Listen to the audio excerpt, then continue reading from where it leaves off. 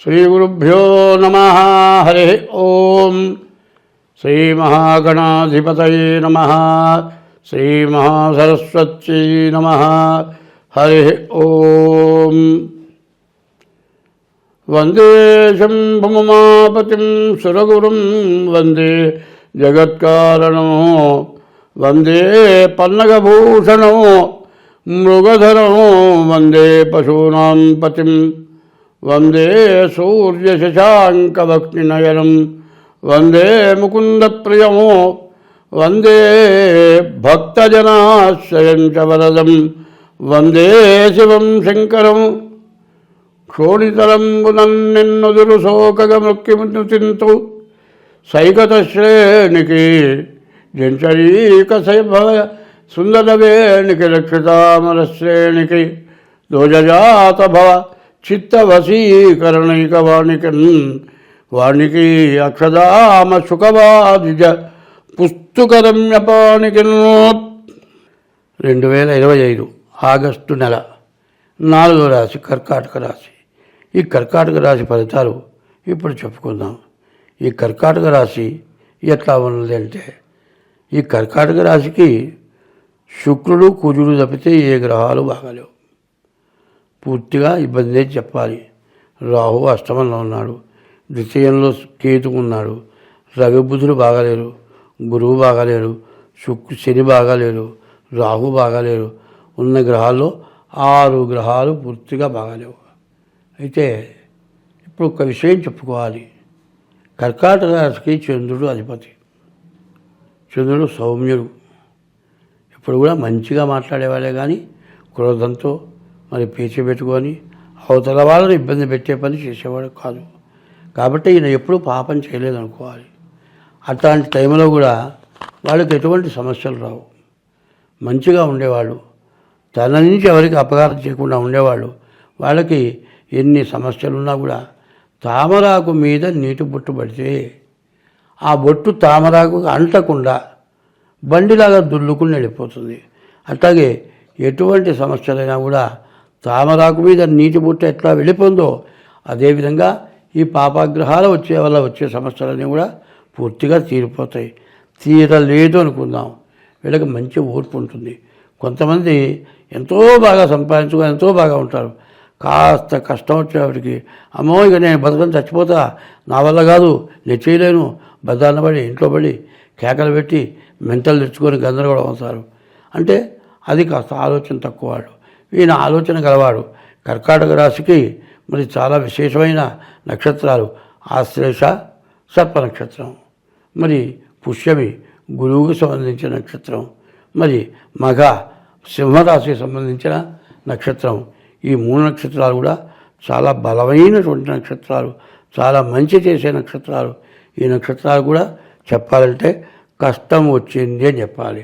ఎట్లా అంటే రాహు, శని, గురువు, రవి, కేతువు. మరి చెప్పాలంటే 6 గ్రహాలు గోచారరీత్యా పూర్తిగా బాగాలేవు. కానీ వీళ్ళు ఎప్పుడు కూడా దైవ పూజ చేయటం అలవాటు. ఎంతమంది చెప్పినా, ఏవి రాకపోయినా సరే, ఎంత కష్టాలు వచ్చినా దేవుణ్ణి నమ్ముకొని నువ్వే నాకు దేవుడివి, నీవే నువ్వు రక్షించాలి, ఏ మనిషిని నేను నమ్మను, ఎవరి మీద ఆధారపడను, నాకు ఉద్యోగం ఇచ్చిన వాళ్ళ మీద ఆధారపడను, నా చేత పని చేయించుకుంటే మేనేజర్కి కూడా నేను లోపడను, ఎందుకు నేను చేయవలసిన పని ఖచ్చితంగా చేస్తా, మాట అనిపించుకునే పని చేయను, నేను తలకాయించిన దండం పెట్టినా నీకు ఒక్కడికే అని భగవంతుడికి నమస్కారం చేసి భగవంతుని ప్రార్థిస్తారు ఈ కర్కాటక రాశి వాళ్ళు. అటువంటి వాళ్ళకి ఇప్పుడు చాలా బాగాలేదు. గోచారరీత్యా చాలా కష్టాలు నష్టాలు ఎక్కువగా ఉన్నట్టుగా కనబడుతోంది. అందువల్ల మీరేం చేయాలి అంటే, మీ డేట్ ఆఫ్ బర్త్, పుట్టిన తారీఖు, నెల, సంవత్సరం, టైము, దాని ద్వారా మీరేం చేయాలి, డేట్ ఆఫ్ బర్త్ అన్నీ కూడా మాకు వాట్సాప్లో పెట్టి తర్వాత దానికి తగిన ఫీజు చెల్లించి ఆ ఫోన్ నెంబరే వాట్సాప్, ఫోన్పే ఉంటుంది. అటువంటి నెంబర్కి ఫోన్ చేసి, మీరు ఊళ్ళో వాళ్ళైతే రావచ్చు, పరాయి ఊళ్ళో వాళ్ళైతే ఫోన్లోనే చెప్తాం. అట్లా జాతకం చెప్పించుకొని దానికి ఏదైనా దోషాలు పరిహారాలు ఉంటాయి, ఆ పరిహారాలు చేసుకుంటే ఏ నష్టం లేకుండా, ఏ కష్టం లేకుండా, ఏ ఇబ్బంది లేకుండా బయటపడతారు.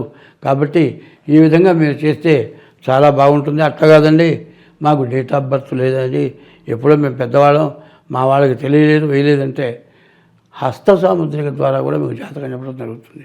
అట్లా హస్త సాముద్రిక ద్వారానైనా సరే డేట్ ఆఫ్ బర్త్తో సమానమైన జాతకం హస్త సాముద్రికతో కూడా వస్తుంది. కాబట్టి మీకు కావాలంటే ఏ రకంగానైనా సరే మా నెంబర్కి ఫోన్ చేసి, కింద ఉన్న నెంబర్కి ఫోన్ చేసి జాతకం చెప్పించుకోండి. మీకు అన్ని విధాలా కలిసి వస్తుంది. ఇప్పుడు కష్ట దశ కాబట్టి తప్పనిసరిగా మీరు జాతకం చూపించుకోవడం అవసరం. ఈ రాశి వాళ్ళు ప్రత్యేకించి ఏం చేయాలి? ముందు శివాలయానికి వెళ్ళాలి. శివాలయంలో 11 ప్రదక్షిణాలు చేయండి. పొద్దున్నే నిద్ర లేవంగానే సూర్యుని చూసి, ఉదయం బ్రహ్మస్వరూపం, ఉదయం పూట బ్రహ్మ, మధ్యాహ్నంతో మహేశ్వరం, మధ్యాహ్నం పూట పరమేశ్వరుడు, సాయంకాలే స్వయం విష్ణు, సాయంకాలం పూట విష్ణుమూర్తితో సమానం, త్రికాలం వహ దివాకరం. సూర్యుడికి నమస్కారం చేసి శివాలయంలోకి వెళ్ళి ప్రదక్షిణం చేయండి. ఈ శివ ప్రదక్షిణం చేస్తే మీకు దరిద్రం పోయి ఐశ్వర్యం వస్తుంది. కాబట్టి ఒకటే నేను చెబుతున్నా, 60 సంవత్సరాలు కష్టపడి సంపాదించింది 60వ సంవత్సరంలో మొత్తం పోతే మళ్ళీ చిన్నప్పుడు చేసినట్టు చేసి సంపాదించగలమా? సంపాదించలేము. ఒకటే నేను చెప్పేది ఏంటంటే, ఎవరైనా సరే ధనం ఎంత సంపాదించామనేది కాదు, రేపు అనేదానికి ఎంత జాగ్రత్త చేసుకున్నాం అది ముఖ్యంగా ఆలోచించాల్సింది, ఆలోచించి చూసుకోవాల్సింది. అటువంటి చేయకపోతాన ఏమవుతుందంటే మీరు చాలా ఇబ్బందుల పాలవుతారు. కాబట్టి మీ జాతకరీత్యా మరి బాగుండనప్పుడు హస్త సాముద్రిక ద్వారానైనా సరే మీ జాతకం చూపించుకోండి, అన్ని విధాలా బాగుంటుంది. శివాలయంలో ప్రదక్షిణ చేయండి. ఈశ్వరుడికి మారేడు దళాలేయండి. శనీశ్వరుడికి ప్రదక్షిణ చేయండి. అయితే శివాలయంలోకి వెళ్ళేటప్పుడు ముందుగా కాళ్ళు కడుక్కోండి. మరి నవగ్రహాల గుళ్ళో నుంచి బయటకు వచ్చిన తర్వాత కాళ్ళు కనుక కడుక్కుంటే మీరు దేవుడికి చేసిన పూజ ఫలితం పోయి పెద్ద పాపం వస్తుంది. మీరు పాపం కట్టుకోవాలా, పుణ్యం కట్టుకోవాలా? పుణ్యం కట్టుకోవాలంటే నేను చెప్పింది చేయండి.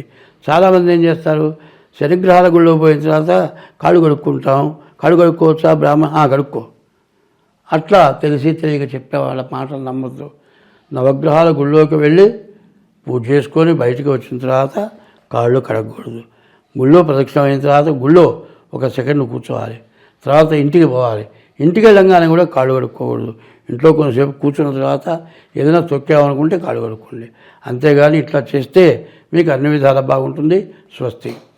శ్రావణ మాసం జూలై నెల 25వ తారీఖుతో శ్రావణ మాసం ప్రారంభమవుతుంది. అయితే శ్రావణ శుద్ధ పూర్ణిమకు ముందుగా వచ్చే శుక్రవారం రోజున వరలక్ష్మి వ్రతం చేయాలనుంది. పౌర్ణమి రోజే ఈసారి శుక్రవారం కలిసి వచ్చింది. పౌర్ణమి శుక్రవారం 2 కలిసి వచ్చాయి. ఇది చాలా విశేషం.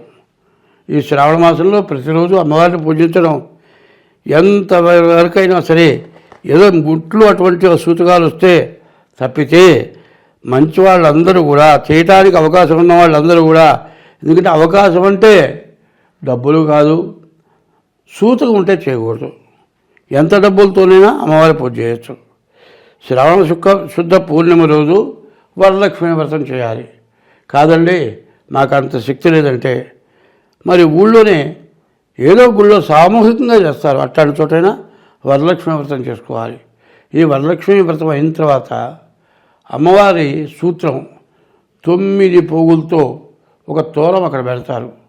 ఆ తోరం కుడి చేతికి కట్టుకునేప్పుడు మరి పద్మాసనే పద్మకరే సర్వలోకైక పూజితే నారాయణ ప్రియదేవి సుప్రీత భవ సర్వదా అని ఆమెని ప్రార్థించి మరి ఈ సూత్రం 9 దారాలతో కూడిన సూత్రాన్ని చేతికి కట్టుకోవాలి. చేతికి ధరించి అమ్మవారి పూజ చేసుకోవాలి. ఇది శ్రావణ శుద్ధ పూర్ణిమ ముందు శుక్రవారం ఎప్పుడు వచ్చింది అంటే మరి ఆగస్టు నెల 8వ తారీఖు శ్రావణ శుద్ధ పూర్ణిమ. ఈ శ్రావణ శుద్ధ పూర్ణిమ రోజు మరి వరలక్ష్మి వ్రతం తప్పనిసరిగా చేసుకోవాలి. అదే కాదండి, అమ్మవారు ఇచ్చేది కూడా కాదు, ఐశ్వర్యం అంటే ఈశ్వరుడు ఇచ్చేది కూడా ఐశ్వర్యమే. కాబట్టి శ్రావణ మాసంలో ఈశ్వరుడికి ప్రతిరోజు కూడా మరి శ్రావణ మాసం ప్రారంభం నుంచి చివరి వరకు కూడా మరి ఈశ్వరుడికి అభిషేకం చేసుకోవటం, గుళ్ళో అభిషేకం చేసే టైంకి వెళ్ళటం, మారేడు దాలు తీసుకెళ్ళి దేవుడికి ఇవ్వండి. ఆ అభిషేకం మీ చేతనైతే డబ్బులు కట్టి అభిషేకం చేయించుకోండి. అట్లా కాకపోతే కనీసం పూలు ఇచ్చి అభిషేకం దాకా ఉండి తీర్థం తీసుకోండి. కాదండి నెల మొత్తం చేయించుకోలేమనుకుంటే 4 సోమవారాలు వస్తాయి, మరి పౌర్ణమి వస్తుంది, మరి మాస శివరాత్రి వస్తుంది. ఈ 6 రోజుల్లో కూడా తప్పనిసరిగా ఈశ్వరుడికి అభిషేకం చేసుకోండి. మరి శ్రావణ శుద్ధ చతుర్దశి రోజున వరలక్ష్మి వ్రతం చేసుకోండి. ఈ సంవత్సరం మీరంతా సుఖంగా ధనధాన్య అభివృద్ధి కలిగి లక్ష్మీ వల్ల అనుగ్రహం కలిగి వరలక్ష్మి వ్రతం చేసుకున్న వాళ్ళు అంతా సుఖ సంతోషాలతో ఉంటారు. స్వస్తి.